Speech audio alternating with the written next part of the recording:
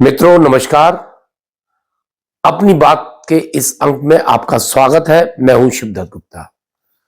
आज मैं बात करूंगा संविधान के ऊपर सदन में होने वाली चर्चा के विषय पर। जिस प्रकार से राहुल गांधी ने अपना पक्ष रखा, उससे यह प्रतीत होता है कि हमारे देश का सबसे बड़ा गद्दार, हिंदुओं का गद्दार अगर है तो राहुल गांधी है।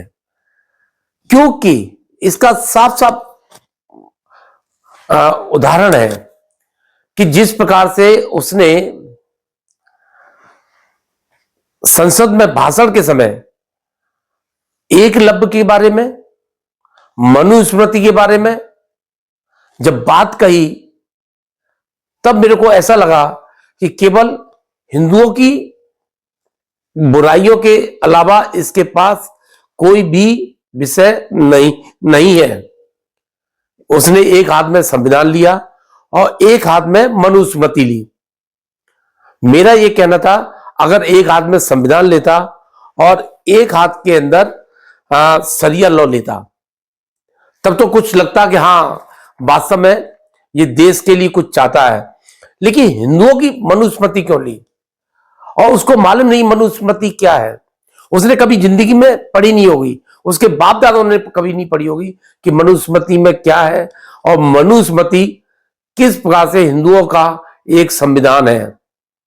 वो बात अलग है कि मुगल शासन में उसमें बहुत सारी ऐसी मिलावटें कर दी गई कि एक जगह वो उसी बारे में हाँ बोल रहे हैं और दूसरी जगह उस बारे में ना बोल रहे हैं। इसका मतलब दोनों में से एक बात सही है, ये मनुस्मृति में मिलावट की गई, ये बात सच है। लेकिन शुद्ध मनुस्मृति तो हिंदुओं का संविधान रहा है और वो शुरू से हिंदुओं का संविधान रहा है और उसी के अनुसार सभी राजा लोग चलते थे। अब इस मूर्ख से पूछो कि तेरे हाथ में हमेशा संविधान के साथ साथ तूने मनुस्मृति को हाथ में क्यों पकड़ा, शरिया लॉ की किताब को क्यों नहीं पकड़ा? ये जैसे बोलता है, आज इसने बताया कि एकलव्य की कहानी, इसने कहा एकलव्य की कहानी इसने पूरी त्रुटिपूर्ण बताई है इसने कि वो आदिवासी था और उससे द्रोणाचार्य ने दक्षिणा के रूप में अंगूठा मांग लिया। कितनी विचित्र बात है, जब इसको कुछ भी ज्ञान नहीं है। जब हिंदू एक्चुअली ये क्रिश्चियन की औलाद होते हुए, एक पारसी बाबा होते हुए, इसके जब इसने हिंदू धर्म हिंदू धर्म के बारे में कहां से सीख लिया इसने? इसको कुछ भी तो ज्ञान नहीं है कि एकलव्य कौन था। पहली बात तो वो एक मगध देश के राजा के सेनापति हिरण्यधनु का पुत्र था। अब बताइए, इतना बड़ा कुल का व्यक्ति होते हुए उसको आदिवासी बता दिया।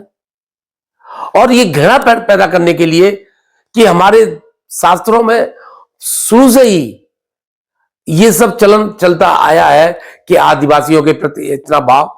ये सब वामपंथी इतिहासकार थे, उनके द्वारा रचित ये सब पुस्तकें हैं जिसको झूठी बातों से और हमारे हिंदू धर्म को बदनाम करने के लिए इस तरह की बातें लिखी गई। जहां तक संविधान की बात है कि अगर तू ये कह रहा है, तेरी बात सच मान ली जाए कि उस जमाने में, महाभारत के जमाने में एकलव्य का अगर अंगूठा काट लिया तो 1984 में सरदारों के गले में टायर जला के किस तरह से निहत्था करके मारा था। क्या वो संविधान? मतलब तू ये कह रहा है कि अग्निवीर का अंगूठा काट लिया, किसानों का अंगूठा काट लिया। अबे मूर्ख की औलाद, अगर किसने अग्निवीर का अंगूठा काटा है? किसने किसानों का अंगूठा काटा है? मूर्खतापूर्ण बातें करने वाला ऐसा व्यक्ति, मैं तो कहता हूं शकल भी देखने लायक नहीं है।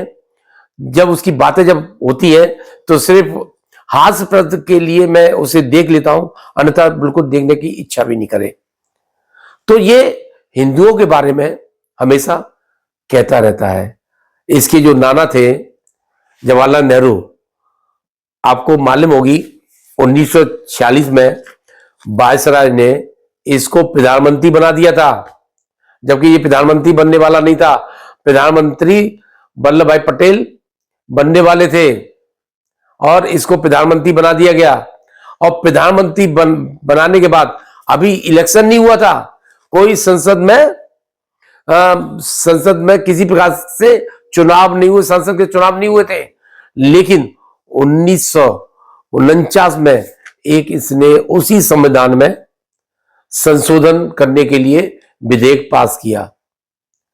आप समझ सकते हैं कि जब कोई इलेक्शन नहीं हुआ तो तेरा नाना इलेक्टेड पर्सन नहीं था और इलेक्टेड बॉडी पूरी नहीं थी, तो फिर तू किस तरह से कहता है कि संविधान बदलना है, तेरे को गद्दी हासिल करनी है, और वो भी जॉर्ज सोरोस के साथ मिलकर, विदेशी शक्तियों से साथ मिलकर, वामपंथी शक्तियों के साथ मिलकर। हां, ये बात सच है कि वीर सावरकर जी ने यह कहा था कि ये हिंदुस्तान का संविधान नहीं है। अब बताइए क्यों कहा था उन्होंने? संविधान सभा ने यह डिक्लेयर किया था कि हमने सभी देशों के जो अच्छे अच्छे कानून थे वहां के हमने हिंदुस्तान के इस संविधान में लिखे हैं। अब आप बताइए, जब विदेशी कानूनों को आपने इसमें लिखा है तो हिंदुस्तान की मूल संस्कृति का संविधान कहां रहा है? तभी तो उन्होंने कहा था कि मनु स्मृति ही हिंदुस्तान का संविधान है। उन्होंने क्या गलत कहा था? क्योंकि तुमको चिढ़ है हिंदुओं से, हिंदू संस्कृति से चिढ़ है, गुरुकुलों से चिढ़ है जो अंग्रेजों को थी। अंग्रेजों ने सारे गुरुकुल बंद करा दिए और स्कूल जो खोले गए हैं वो एक अंग्रेज के नाम से खोले गए थे और गुरुकुल को बंद कर दिया गया। तो हमारी संस्कृति को उजाड़ने का काम जो अंग्रेजों ने किया वो राहुल गांधी कर रहा है। उसकी बहन प्रियंका गांधी से इस संविधान के बहस में शुरुआत की और अंत किसने किया? राहुल गांधी ने। एक ही परिवार का ये सब शुरू कर रहा है, अंत कर रहा है। क्या ये संविधान की बात है? ये संविधान में हमें सिखाएंगे?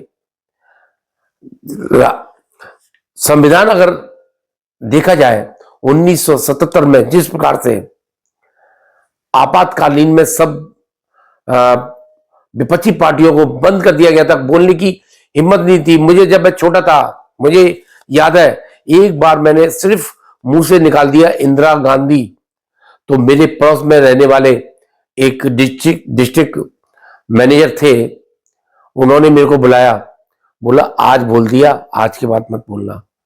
मैंने क्या बोल दिया? बोले कि अभी पुलिस आएगी पकड़ ले जाएगी। इतना भय था। आप समझिए कि संविधान का कत्ल तो कांग्रेस ने शुरू से किया है। संविधान का कत्ल करने वाला असली गुनाहगार ये कांग्रेस परिवार है। जवाहरलाल नेहरू, इंदिरा गांधी, राजीव गांधी, सोनिया गांधी और या राहुल गांधी, ये सब पीढ़ी दर ये हिंदुस्तान का नाश मानने के लिए तैयार बैठे हैं। और ईश्वर ने बहुत अच्छा किया, हमें मोदी जी दे दिए, वरना अगर 2014 में पुनः ये आ जाती तो आप समझिए आप दोयाम नागरिक यहां पर बन जाते। जो वो अखिलेश यादव कह रहा है ना कि कांग्रेस को दोयाम, वो मुसलमानों को दोयाम नागरिक बना दिया है। अरे बेवकूफ, ये देख अब वो हमारे सिर पर चढ़ रहे हैं। हनुमान जी, अभी मैंने देखा संभल में हनुमान जी के घर में मंदिर को घर में दीवा चलाकर चिनवाकर छुपा दिया और वहां पर बिजली का पोल लगा के सब घरों में बिजली फ्री जा रही थी। ये दोयाम के वो है। ये आप समझिए देश का जितना बेड़ा गर्क इन पार्टियों ने किया है, समाजवादी पार्टी, कांग्रेस पार्टी, अब शिवसेना उद्धव ठाकरे भी उसी राह पर चल गई है, जिसका बुरा हर्ष हो गया। तो धन्य हो ईश्वर का, मैं उस प्रभु को नमन करता हूं जिन्होंने हमें इस देश में मोदी जैसा शासक दिया। और अब इनका जो जिस तरह से हरियाणा में इनको पराजय का मुंह देखना पड़ा, महाराष्ट्र में पराजय का मुंह देखना पड़ा, आगे भी इनको कोई भी कहीं भी जीत मिलने वाली नहीं है अगर ये इसी हरकतों से चलते रहे। और जाट सरोज के कहने पर, जिस प्रकार से मैंने एक वीडियो देखा, जाट सरोज ने जो कहा मोदी को हटाना है, वही शब्द इसने बोला मोदी को हटाना है। जाट सरोज का अडानी के बारे में बोलना है, और इसने भी अडानी के बारे में बोला। जाट सरोज जो कहता है कि उसके एनजीओ, इसके भी एनजीओ है वो, और इससे मिले हुए हैं। तो मित्रों, मुझे इस बात का बहुत ज्यादा इसके भाषण को सुन के क्या बताऊं कि इस भाषण का जो जवाब अनुराग ठाकुर ने दिया, इसकी बोलती बंद कर दी। इसने बोला तुम जो किताब, लाल किताब लिए रहते हो संविधान की, तुमको मालूम है उसमें कितने पेज हैं, कितने पृष्ठ हैं उसके अंदर, और प्रस्तावना में क्या लिखा हुआ है? तुमने कभी पढ़ा हो तो तुम जानो। तो इसका जरा सा मुंह निकल आया। क्यों? इसने कभी पढ़ा ही नहीं, बस लाल किताब लिए रहता है और बस बोलता रहता है संविधान संविधान संविधान बचाओ। तो मित्रों, मेरा जो आज का अनुभव था, इसका भाषण सुन के मेरे को जो कहना था वो मैंने कह दिया। आपको मेरी बात कैसी लगी आप मेरे कमेंट बॉक्स में जरूर लिखें। मेरे इस चैनल को जिन्होंने सब्सक्राइब नहीं किया, सब्सक्राइब जरूर करें, शेयर करें और लाइक करें। बहुत बहुत धन्यवाद। जय हिंद, जय Bharat. You're a picture in a frame.